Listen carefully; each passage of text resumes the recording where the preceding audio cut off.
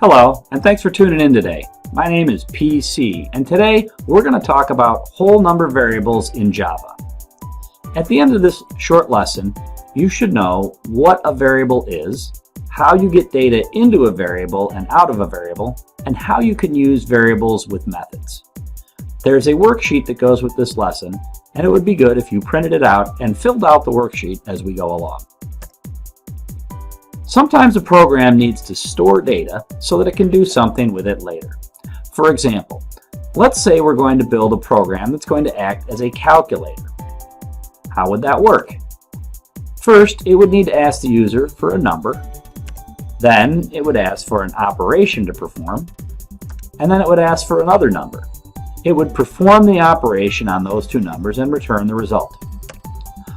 While the program is running, it needs to keep track of the two numbers that the user entered so that it can perform an operation on them at a later time.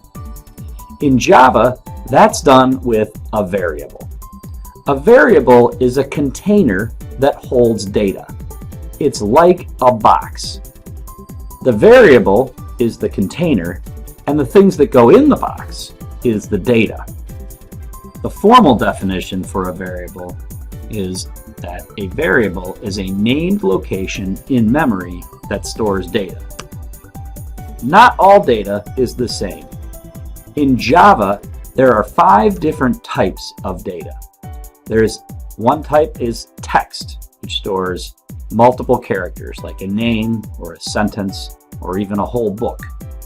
There's a whole number type, which stores only whole numbers, numbers without decimal points.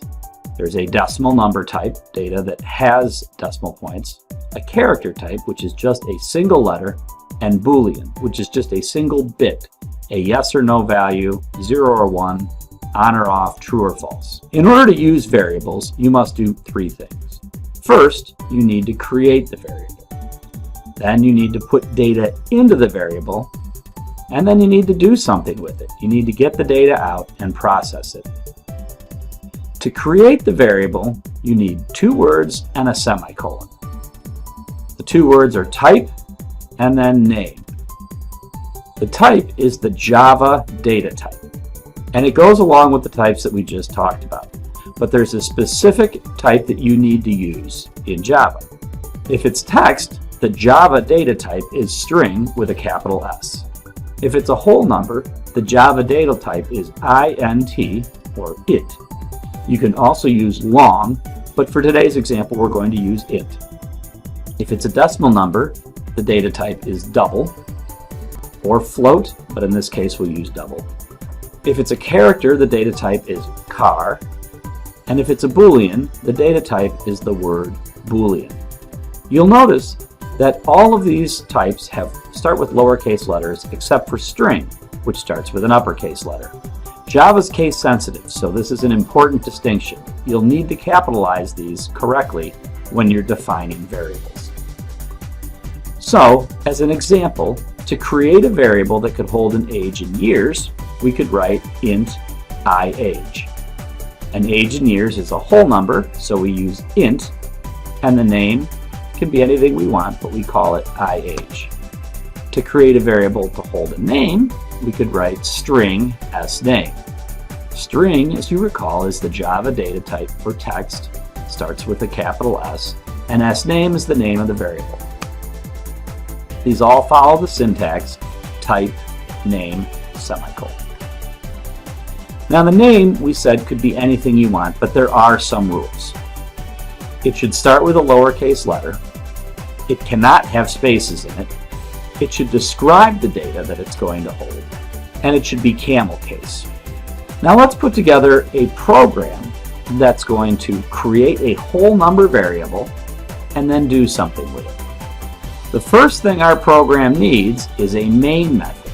You'll recall from the lesson before that the syntax for a main method is the word public, void, main, 2 parentheses, and then opening curly brace and closing curly brace. So to create a program that's going to do something with whole number variables, we need to start with the main method. Then we need to create the variable. The variable is in the format type name. Since it's a whole number, that type is going to be int.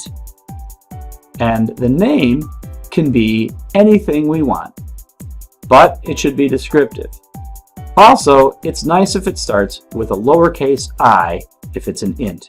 Most variables will start with the lowercase letter that describes the type that they are. Since we don't know anything about what's going in, we can give it the generic name num. So our name would be inum. Now you try. If you're in the Digital Academy online course, just click Next. If you're watching this on YouTube or some other site, go to logicbox.us and find the program called Introduction to Whole Number Variables. Only complete the first step. Create the variable that can hold a whole number and then press Run. Once you've done that, come back to this video, or if you're in the online course, click Next.